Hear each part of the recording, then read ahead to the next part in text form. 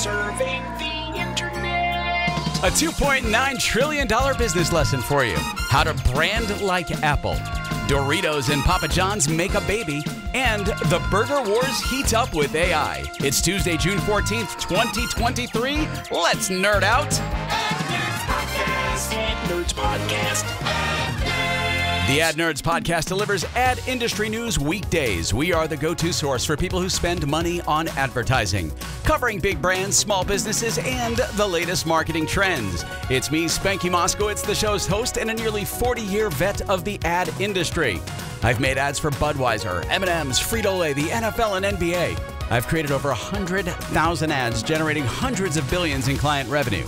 If you're in or interested in the world of advertising and want to stay up to date with the latest news, the Ad Nerds Podcast is the perfect place to start.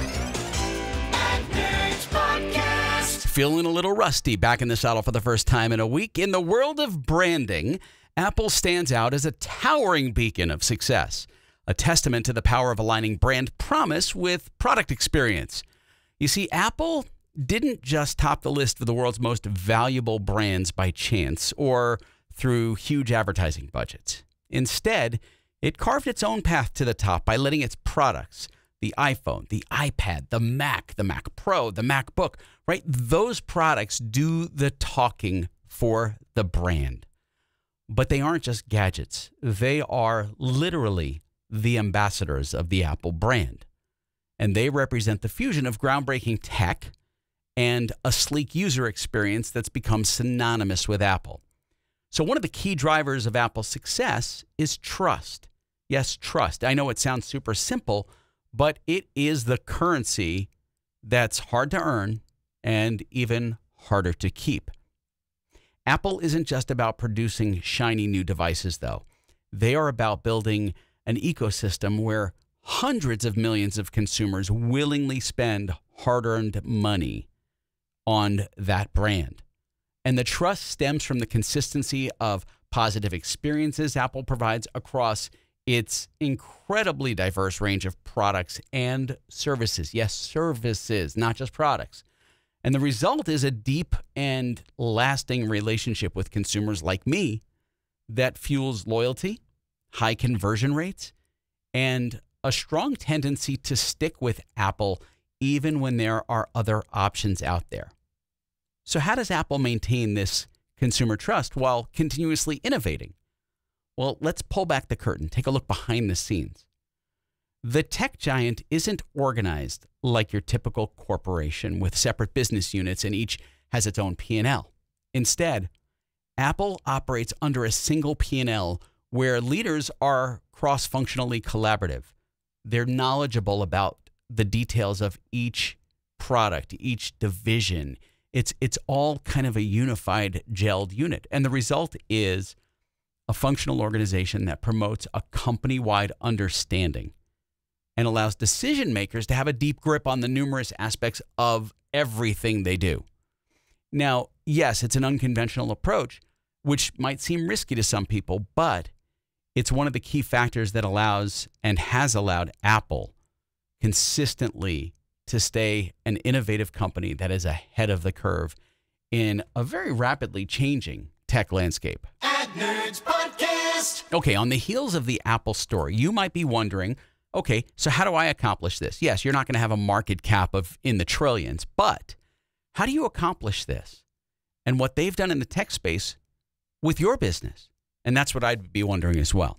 So while Apple is a really unique example of corporate success, there are several key elements to its business model and strategy that you can emulate in your business. Now, remember though, Apple's strategies may not work for every business. So it's important to adapt those practices to your specific context, the size of your business or the size of your industry and the goals you have. So let's start hitting them. Number one is innovation. Apple knows how to innovate, and they're known for innovative products and services. So as a small business, you could strive to create products or services that are not just different, but better. And this doesn't necessarily mean inventing entirely new products, but it could involve enhancing your existing ones or improving your customer service or creating a more efficient way of doing something. Number 2, and this is really my number 1, brand building. Apple has one of the strongest brands in the world, and they've built their brand on the back of quality products, a clear and consistent message, and a distinctive visual identity. For small businesses, focusing on a strong brand and building a strong, recognizable brand can really help create loyalty and recognition no matter what you do, what you make, what you sell. It doesn't matter. Branding is key to that long-term success.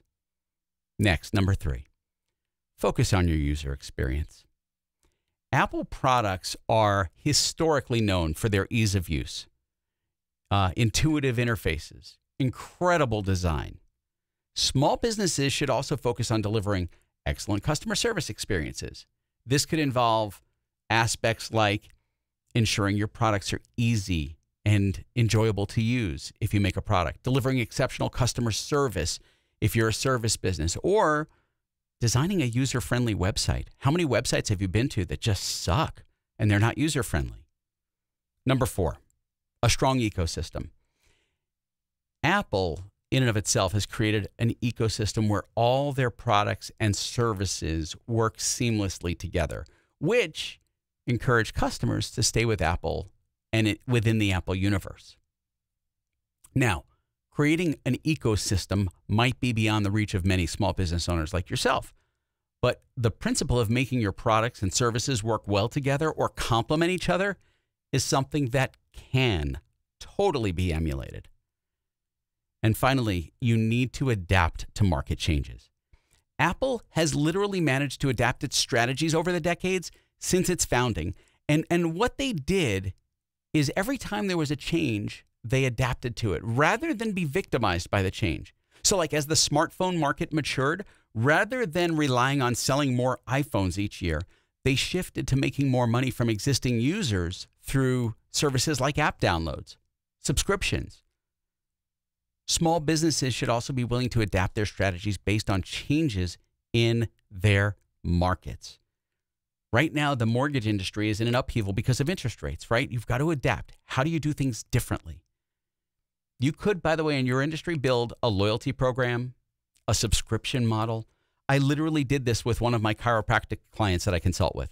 We literally flipped his entire practice into a subscription model that is now sitting as a chiropractor in the $30,000 to $40,000 MRR range, right? Can you imagine a chiropractor with $40,000 a month in monthly recurring revenue? Yes, that's doable. It's important to remember, though, there's no one-size-fits-all approach to success in this. Branding takes time, and building those components takes time. So it's a long game, right? When I left the corporate world and started Ad Zombies, my goal wasn't to build a multi-million-dollar advertising machine. It was to do the thing I love, which is make great advertising and to call my own shots. I stayed true to my vision for the most part, but when I veered off or got complacent or lazy, it impacted the business. And building a brand is a long-term play. It's a marathon, not a sprint. And if you need help with your business marathon, drop me a DM on social, okay? At Spanky Moskowitz. Coming up, Nacho Pizza, how Papa John's and Doritos teamed up for a collaboration, and what you can learn from it. The most nerdy. It's time for an Ad Nerds podcast. Let me ask you something.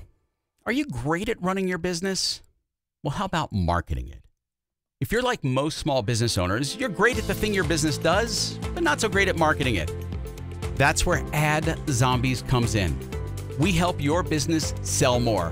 If you need attention-grabbing, mind-blowing, ridiculously creative advertising for your business, and trust me, you do, Ad Zombies is your creative business partner.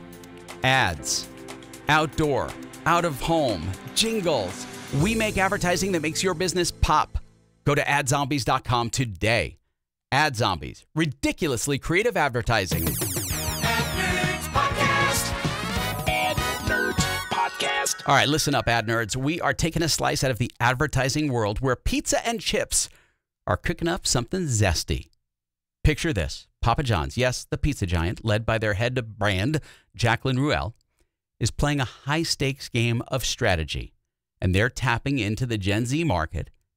And they realize that Doritos, the iconic crunch-tastic chip, is like a magnet for this audience. So what'd they do? They jumped in and they whipped up a collab. It's an example of brilliant business matchmaking with the two brands getting cozy to capture the Gen Z market.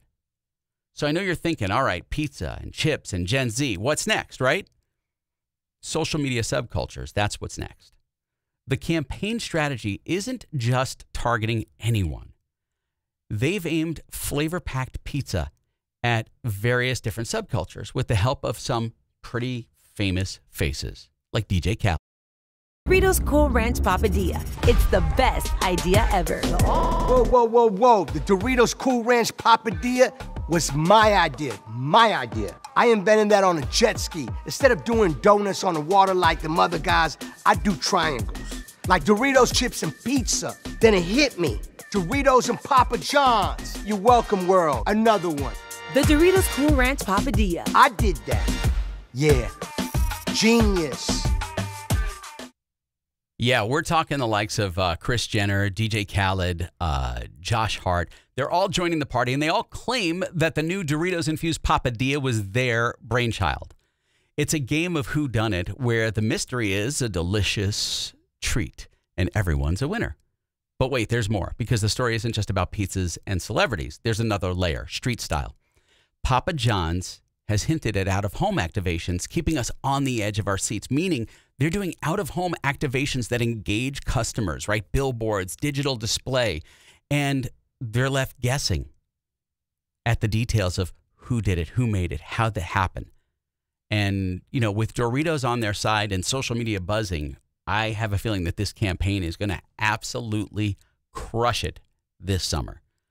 So keep your eyes peeled and your pizza-loving palates ready, because it seems like Papa John's and Doritos are about to change the game. Nerds Podcast. All right, so I know what you're thinking, but I am not Doritos and I am not Papa John's. I can't do what they're doing, right? Wrong. Your small business can definitely implement some of the aspects of what Papa John's and Doritos did without breaking the bank. The key here is to understand the customer, your customer, what they like, and where they spend their time.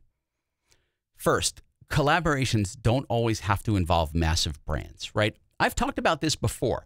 You don't have to be a Nike and an Apple Music. You don't have to be a Pepsi and a Bad Bunny. You don't have to be a Papa John's and a Doritos. A small business can find local partners that their customer bases appreciate or their customer base appreciates. Think about cross-promoting with a neighboring business or a company that shares your target audience but isn't a direct competitor. So, for example, a local coffee shop could team up with a nearby bakery and create a special coffee and pastry deal. The collab can create buzz without necessitating a huge financial investment, you know? Social media also is an absolute goldmine for small businesses. It's relatively inexpensive and a great way to reach potential customers on a local level. Making your presence known in the online space and communities is what matters to your audience. So if your customers are foodies, post mouthwatering photos on Instagram. If they're into DIY, share tips on Pinterest. Invite your followers to share content that's related to your product or service, creating a sense of community, amplifying your reach. And finally, you really need to look at doing activations that make sense for your business. And so what that looks like is, and I'm going to go old school here, there are still bookstores around.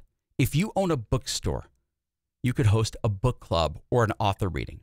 If you're a restaurant owner, and there are thousands of them, what about a cooking class or a tasting event or a wine pairing event?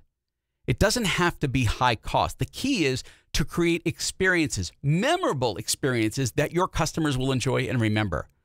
Just like Papa John's and Doritos, the aim here is to understand your customers, create experiences they love, and encourage them to share those experiences with others. And with a bit of creativity, a little bit of understanding of your target audience, even you small business owners can pull this off. I promise you. Coming up, McDonald's and Burger King go head to head in a burger battle?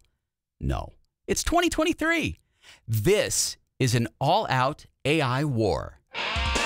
The most nerdy. It's time for an Ad Nerds podcast. Man, do I feel old when I say that I've been in the ad game for almost 40 years. But I'm a small business owner just like you. Getting great creative at an affordable price was a challenge until ad zombies came to life. We are your creative business partner, crafting attention-grabbing, mind-blowing, ridiculously creative advertising campaigns, outdoor, video, and jingles. Ad agencies around the world use us, and you can too, small business owners. So if you're ready for advertising that truly makes an impact, go to AdZombies.com today. Ad Zombies, ridiculously creative advertising. Ad Nerds podcast. Ad Nerds podcast. Oh, the two burger giants, Burger King and McDonald's, have been battling for market dominance forever. Let's dive into this fast food face-off of gargantuan proportions. And I'm not talking about your typical flame-grilled patty combat. Try saying that fast 5 times. This is about dueling billboards and a battle of wits with AI chatbot ChatGPT stuck right in the middle. Okay, picture this. 2 competing billboards from McDonald's and Burger King. If you're watching this right now on our YouTube channel, you can see the billboards. And they are standing shoulder to shoulder, each sporting ChatGPT's take on their iconic offerings. So when McDonald's asked ChatGPT, what is the most iconic burger in the world, the AI declared Big Mac as the most globally recognized burger. So McDonald's celebrated the win with a billboard. Not to be outdone, Burger King fired back with its own question to the same AI, asking, and which is the biggest? According to ChatGPT, the Whopper took the crown for its size and hefty amount of ingredients. But what's an ad feud without a little controversy, right? The catch here is that Burger King decided to place its ad next to McDonald's. A slick move by the BK marketing team, for sure. And what we have here is a classic case of using AI to fuel a bit of competitive fun. But it does raise the question, is AI really the best judge of anything? Even if it's about who's got a bigger burger or the most iconic one. So let's chew on that, okay? By the way, you can see the ad in the Ad Nerds section of the Ad Zombies website. And if you watch us on YouTube, it's youtube.com/adnerds. Hey, if you like the Ad Nerds podcast, please subscribe on Apple, Spotify, or wherever you listen. Give it a 5-star rating and a great review. I'd really appreciate it.